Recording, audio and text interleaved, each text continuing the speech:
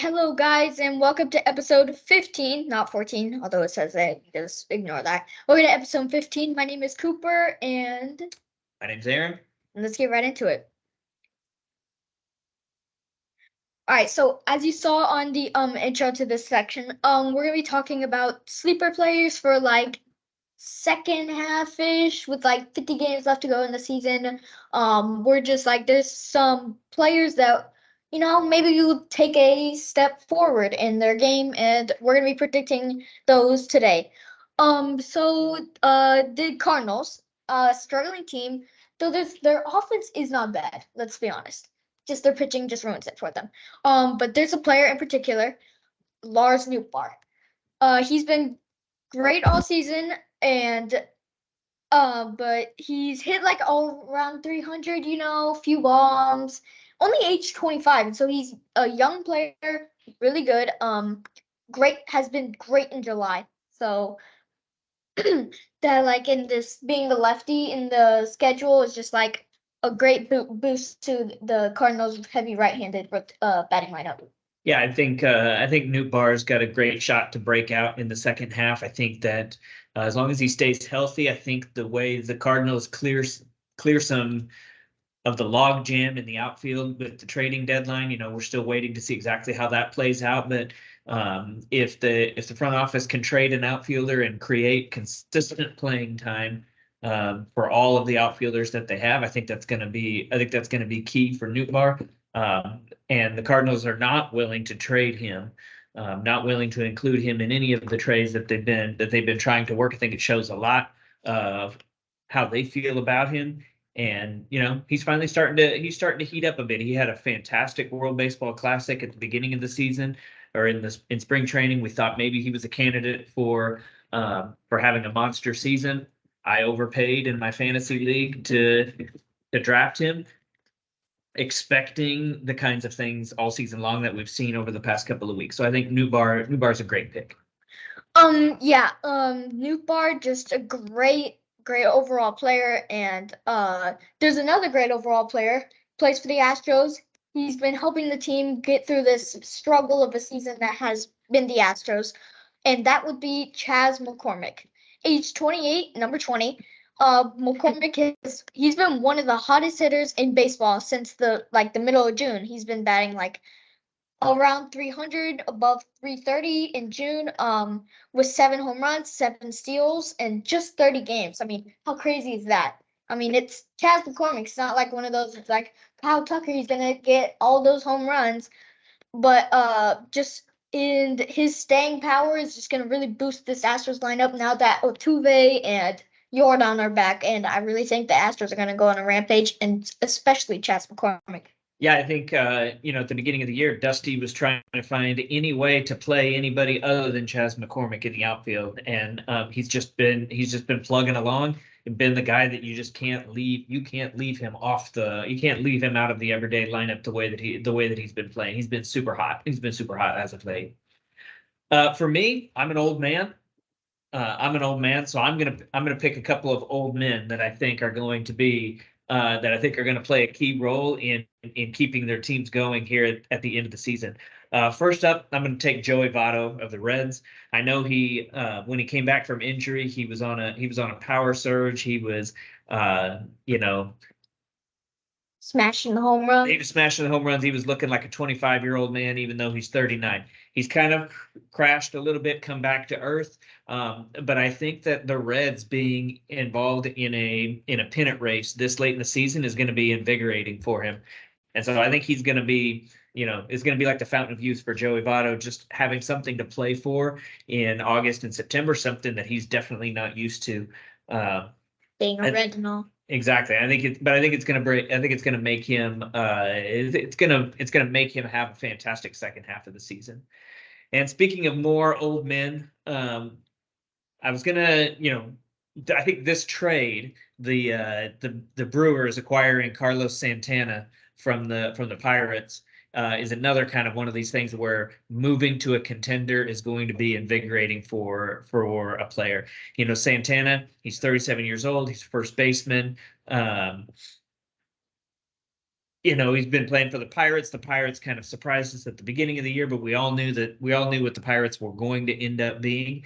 And so moving from the Pirates to a contending team in Milwaukee is going to be fantastic for him. And he's moving to the Brewers at the perfect time.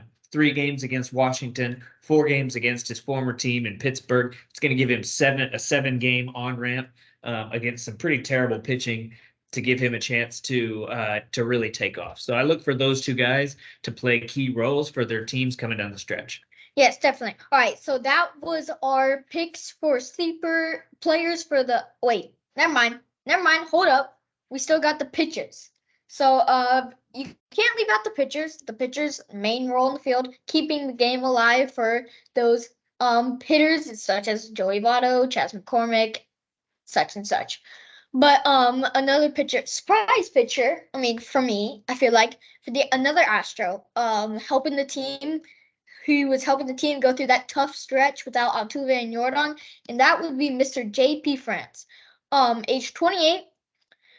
He's got a few points of concern, but he doesn't got those strikeouts, but in his past 9 starts, he's got 2.34 ERA. His first matchup since then has been just Jim, but he might have some tougher time. But I think JP France is really on the road for a good rest of the season. Yeah, he's just one of those guys that just gets the job done. Nothing flashy about him other than his mustache. But other than that, he just goes out there. He throws strikes. He gets ground balls. He doesn't give up a lot of really hard contact, and keeps the other team's offense in check. Exactly what you want for a pitcher. You would like to see more strikeouts. You'd like to see some of those power numbers as a pitcher be better, but you can't argue with the results. And so he's definitely making a mark as a player that the Astros were not really counting on to be fantastic for the team this year. Yeah. So another pitcher that has just been he's coming off the IL for a while. Just gonna be back for he's not gonna have that many chances since he was just injured. But that would be Mr. Jose Quintana. So last year he was coming off a good season with the Cardinals. He was able to pitch in the playoffs. That's a good thing. But he hadn't had like a good start coming off the IL. But I think just how old he is, the veteran experience, I feel like he can really just do better than expected. Yeah, and the good news is with the Mets deciding to trade so many of their players, the expectations are a little lower for them. They're kind of giving up on the idea of them being a playoff contending team. I think it just kind of takes a little bit of pressure off of Quintana as well, and he can just go out and throw. I think he could be great. Yes, definitely. You got any players? Yeah, I think the Marlins can really count on Edward Cabrera. We think about the trade deadline and we think about adding new players and adding extra pieces to strengthen your team. Cabrera coming back off of the IL is kind of like adding a superstar for the Marlins. Cabrera has got a lot of swing and miss in his pitching arsenal. He's coming back off the injured list after a shoulder injury. And I think he's somebody that is really a dynamic player. I think that he can. He's got a tough schedule coming up. He's got a tough schedule with Philadelphia and Texas in his next 2 starts lining up. But I think that him coming back kind of takes a little bit of heat off of the Marlins to add a significant player at the trade deadline. Yes, definitely. There's another pitcher that could be good, and that would be Griffin Canning. I think that he's just had a so-so season.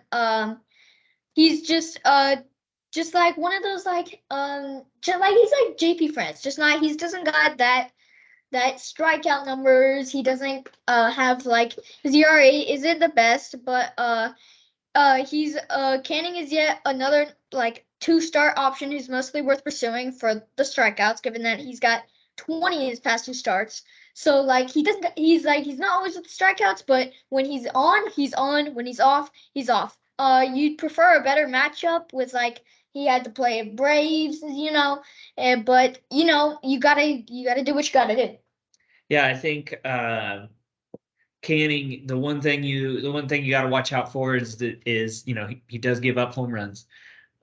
He does give up some home runs, and he's got Atlanta and Seattle in his next two matchups coming up, and so you got to watch out for the big flies from those guys. But lately in his past couple starts, the strikeouts have been there, and the Angels are looking to get back into the playoff mix. And so if they're going to get there, it's going to be the pitching that's going to have to step up. Canning's going to have to be one of those guys. Yes, definitely. All right, so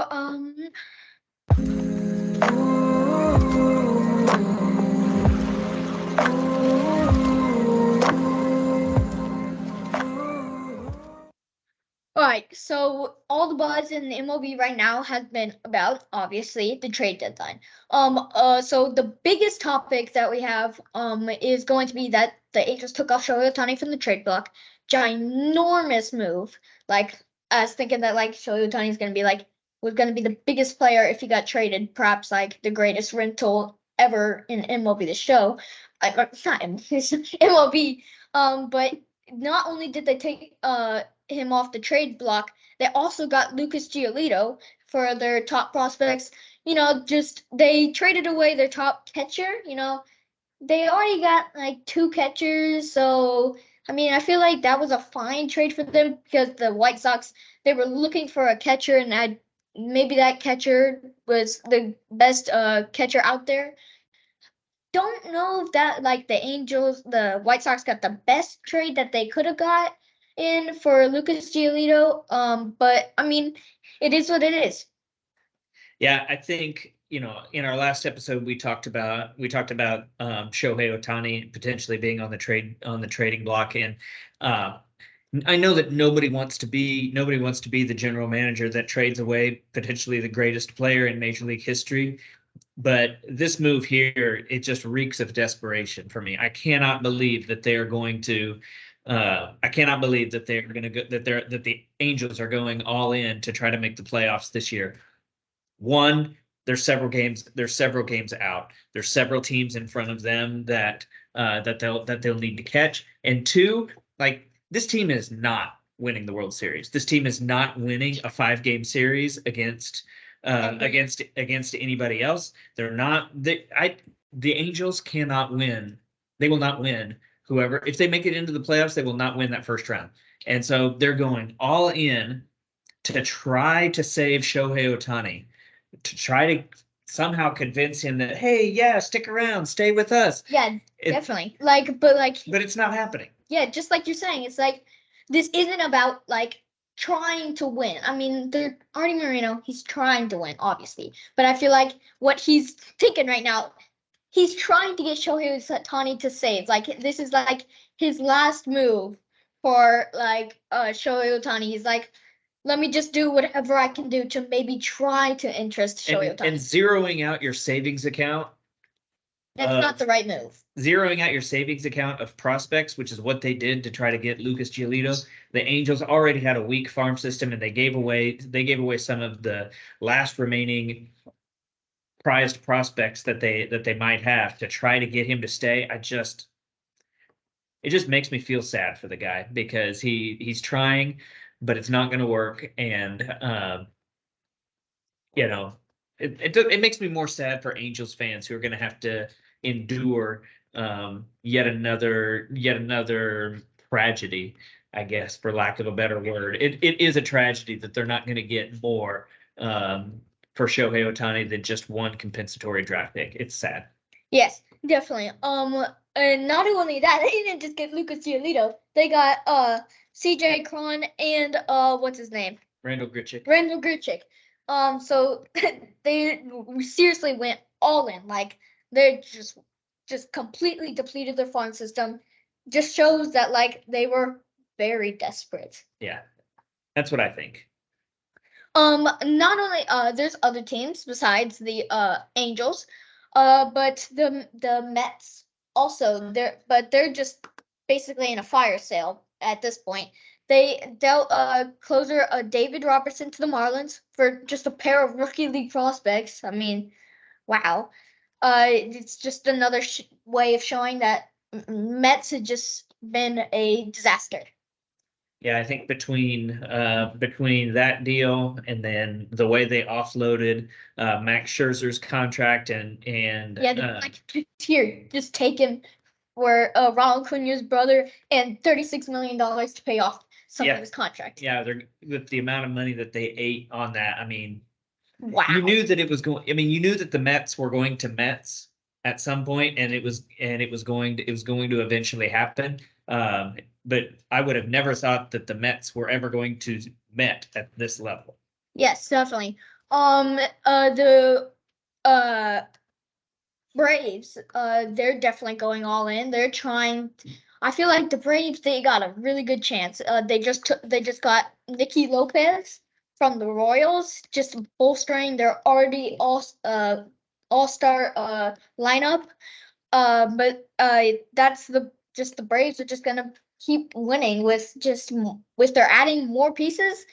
I feel like there's nothing that like can anyone can really stop them unless except for like the Rangers. Yeah, it'll be interesting to see what happens once the playoffs happens. And we still have, looking at it, about 6 hours left of the trade before the trade deadline hits, and the Dodgers haven't made a real big move yet. And so who knows who knows what's actually going to happen. I know the Dodgers picked up Lance Lynn and Joe Kelly to try to strengthen their bullpen a little bit, but I just get the feeling that the Dodgers are hanging around, waiting to make a big move. Yes, the Dodgers, they just been like making those tiny moves. Like they trade Noah Syndergaard to the Guardians for Ahmed Rosario. Just not those like those big Max Scherzer moves, just those tiny that no one really talks about it moves. That allows Mookie Betts to move back to the outfield full time instead of Definitely. anchoring at shortstop. Yes. Uh, uh, the Astros traded Corey Lee for Kendall Graveman. Just another one of those moves, not those that big time moves, but the Cardinals. The failure of the Cardinals this season.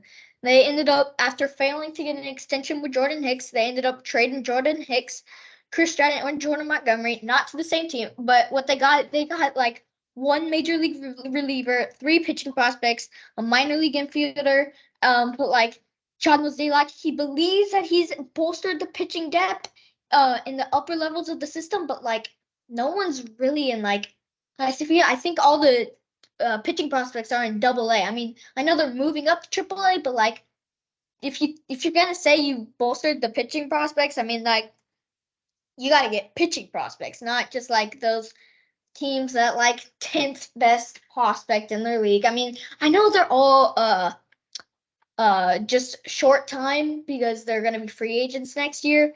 But I mean like I feel like you could have gotten a little more. Yeah, maybe. Maybe not. Maybe not. Maybe not. I think you also got to remember, like, if Jordan Hicks or If Jordan Hicks or Jordan Jordan Montgomery Hicks and goes Jordan for free Montgomery, agency, I don't know. but if Jordan Hicks and Jordan Montgomery were as valuable to bring back a bigger return than that, like the Cardinals wouldn't be in the situation right now. They wouldn't be trading them. Like if Jordan Montgomery was having a lights out season, if Jordan Hicks was having a lights out season, if Jack Flaherty was having a lights out season, the Cardinals aren't going to be sitting in last place, fighting to be in last place. They're not going to be trading off everything they had. And so I think Mo is getting back for them what he can. Ultimately, that's a failure on his part. He's set the roster, he's put it together. If that roster fails, that's on him. And so, we'll still see what happens. The Cardinals probably going to trade an outfielder or two, probably going to trade Paul DeYoung, probably going to trade Jack Flaherty. We'll see where the Cardinals sit once all of the pieces stop moving. But right now, I would have hoped to have gotten a little bit more. Yes. We're almost to the end of all the trade alerts. But the Arizona Diamondbacks and the Seattle Mariners, they're closing in on a deal that will send Paul Seabald to Arizona. I mean, that'll really help the Diamondbacks. The struggling Diamondbacks in July just say haven't won. They just been just like the rookies are just finally just like hitting the wall. yes. Yeah, and they've had some trouble with the back end of the bullpen here in the last couple of weeks. So maybe this is the kind of moves that's gonna solidify things for a little bit. It's got to make the Angels feel a little bit better to see that the Mariners are kind of washing their hands of the season, being like, "Yep, we're not going to make it this year," but we'll see. Yep, and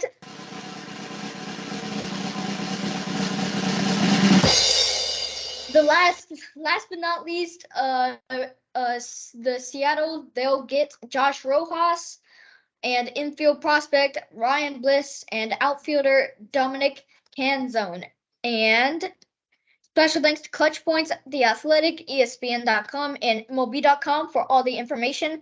Make sure to like, subscribe, hit the bell to be notified when new episodes out, and we'll see you guys later.